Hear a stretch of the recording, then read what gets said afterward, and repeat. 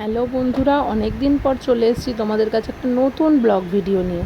আজকে জন্মাষ্টমী, সেই উপলক্ষে তোমাদের কাছে একটা ব্লগ ভিডিও নিয়ে এসেছি। দেখো, লোকনাথ বাবাকে প্রথমে আমি স্নান করিয়ে নিচ্ছি, তারপরে আমার মাম্মাম যাকে ভালোবাসে, এই হচ্ছে আমার পাঁচু গোপাল, তাকে স্নান করিয়ে নিচ্ছি। মাম্মামের এটা খুব পছন্দের। এরপরে আমি লোকনাথ বাবাকে জামা কাপড় পরিয়ে সাজিয়ে রেডি করে নিয়েছি।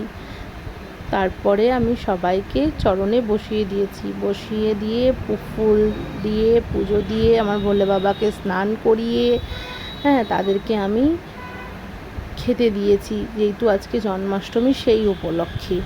এমনি রোজ তো ঠাকুরকে দেওয়া হয়, তো জন্মাষ্টমী বলে তো একটু স্পেশাল ব্যাপারটা থাকেই, সেই জন্য তোমরা প্লিজ কমেন্ট করে জানিও যে আমার ঘরের ঠাকুরকে আমি কীরকম সাজিয়েছি বা তোমাদের কীরকম লাগলো।